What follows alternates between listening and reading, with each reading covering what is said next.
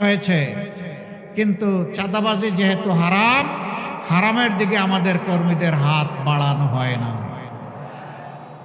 আমরা কোনো স্ট্যান্ড দখল করি নাই। আমরা নিরীহ মানুষকে মামলা দিয়ে একই মামলায় শত শত আসামি করি নাই। আমরা এ নিয়ে কোনো মামলা বাণিজ্য করি নাই। আমরা কথা দিয়েছিলাম, এই জাতির সাথে কথা রেখেছি। কেন জানেন? আমরা এই দেশটাকে ভালোবাসি, আমরা এই দেশের মানুষকে বড়ই ভালোবাসি। আমরা যারে ভালোবাসবো তার তো আমরা কোনো ক্ষতি করতে পারি না। আমরা প্রতিজ্ঞাবদ্ধ, ইনশাআল্লাহ ইনশাআল্লাহ এই বাংলাদেশকে আমরা নিরাপদ, শান্তি এবং উন্নতির বাংলাদেশে পরিণত করব। বলবেন কিভাবে করব?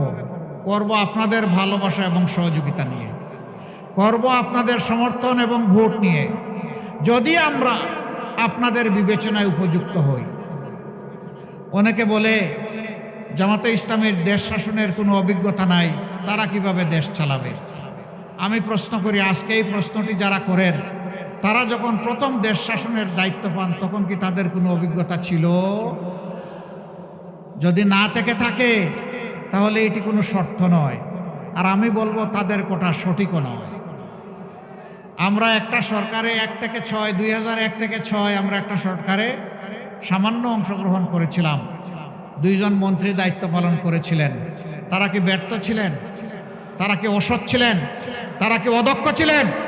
না, তারা সততা এবং দক্ষতার সাথে তাদের দায়িত্ব তারা পালন করেছেন।